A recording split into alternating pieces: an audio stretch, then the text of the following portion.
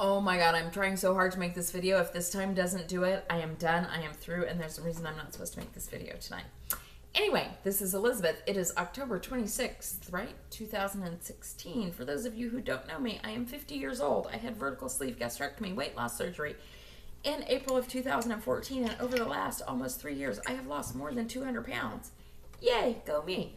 I started dating when I was 18 months post-op. I had been in relationships pretty much my entire life with the exception of the last 5 years, but starting to date after losing a significant amount of weight was very different for me. And so I decided to make this series of videos to share with you guys what I had learned. Hopefully you can learn from my reflections and lessons and not have to do things the hard way like I always do. I started out initially with I think like 5 or 6 lessons that I learned that I wanted to share with you guys, but it's sort of expanded over time. I created a playlist this weekend that's called Dating Post Weight Loss Surgery. It has, I think, probably 7 videos in this series, plus I threw in any videos where I had the word dating in the title through my history of making videos, which has been since I had surgery 2.5 years ago. So anything that had dating is in there. There are 4 sort of at the end that are from a long time ago. I'm afraid to go back and watch them because I'm afraid to hear what I said. It will probably make me sad and feel dumb.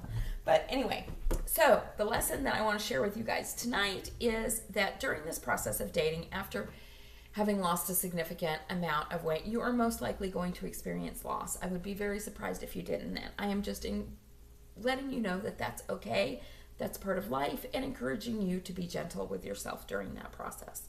So, what is that about for me?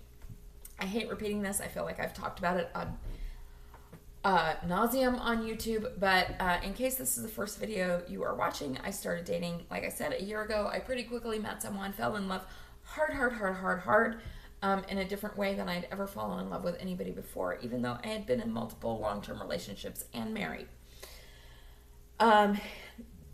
We dated for like 7 or 8 months, found out it didn't end well, found out that he hadn't been honest with me, wasn't the person that I thought he was, and there was a lot of betrayal. So that I found out about that initially in June, and through the summer I basically sat on my couch and cried as a 50-year-old grown-ass woman. Many of you saw that play out on YouTube. Lucky you. But anyway, but here I am a few months. I haven't talked to him since Labor Day weekend, and really pretty much since that time when I had a clear understanding of what exactly went on. I want to say I've been okay with it. It's not like I've totally been okay with it, but I've stopped crying and being so sad about it, because here's the thing.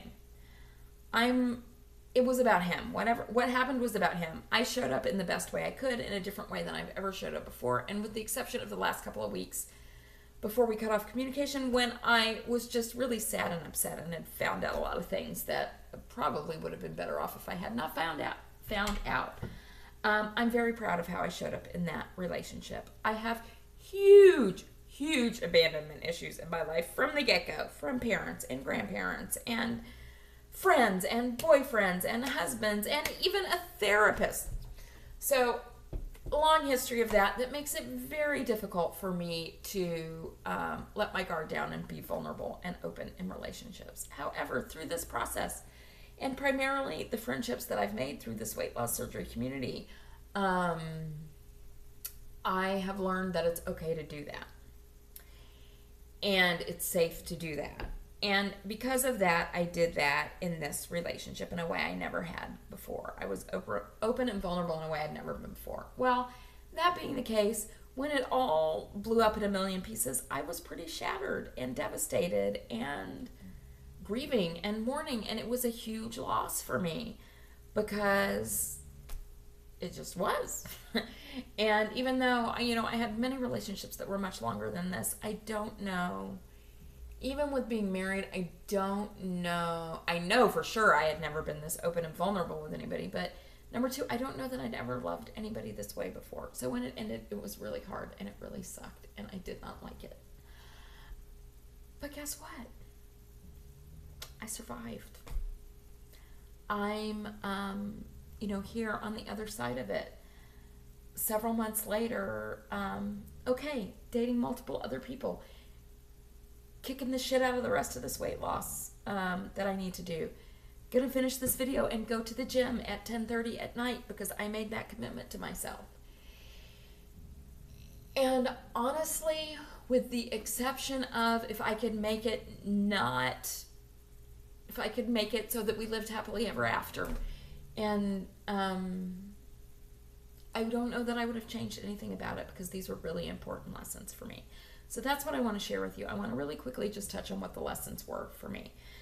And like I said, I've been pretty much okay with this. I've noticed the last few days I've been sad about it again, and I had lunch with Patty today and discussed it with her and thought, you know what, this is probably a good time to bring up this lost part of this video.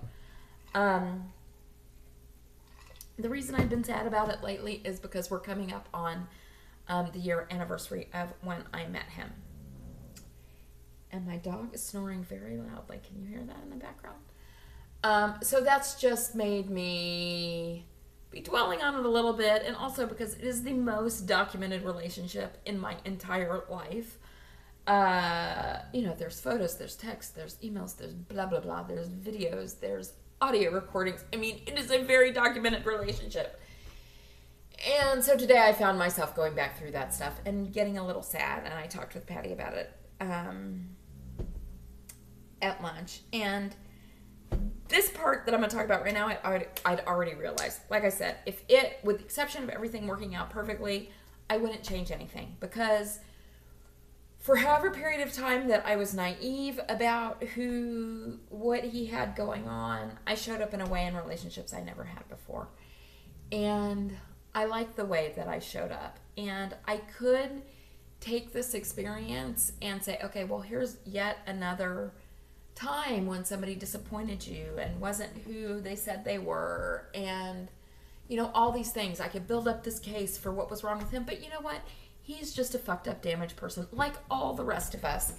And honest to God, I have pretty much 100% forgiven him. I mean, I wouldn't date him again, but I realize that the most touching and true parts of our relationship are still touching and true. And whatever he did outside of that moment doesn't have anything to do with that. It doesn't change that. It doesn't change the lessons it taught me. It doesn't change it doesn't change how I felt in that moment. In terms of the bad part, from the minute I fell in love with him, in my head I would say, when this relationship ends, it's gonna fucking kill you. You will not survive this. I did. I survived. It wasn't easy. Trust me. And those of you who are close friends and or watched it transpire on YouTube know it wasn't easy. But I'm on the other side of it. And the lessons that I learned were really valuable, because I learned, number one, you know, there were so many instances where suspicious things would come up with him, and I wouldn't push it because I was so afraid to upset the apple cart and that the relationship would fall apart. But you know what?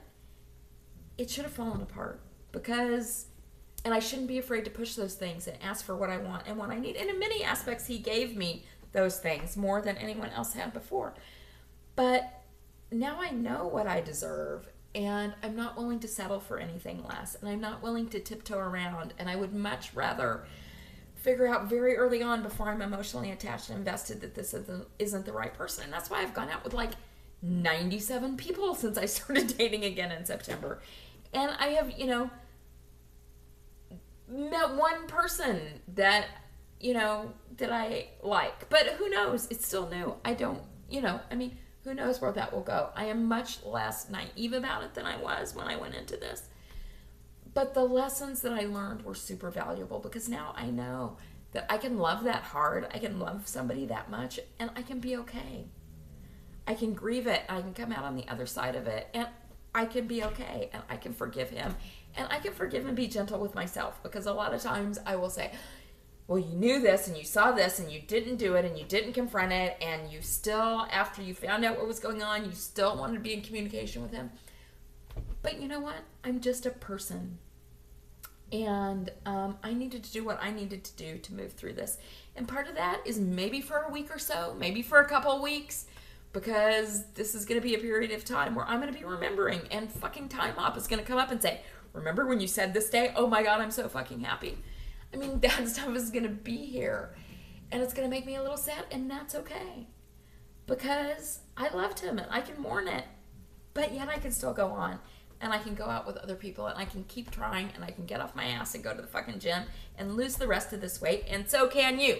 So, risk, be vulnerable, love people, and it may hurt, but you know what? You're going to be better because of it, and that's how I feel.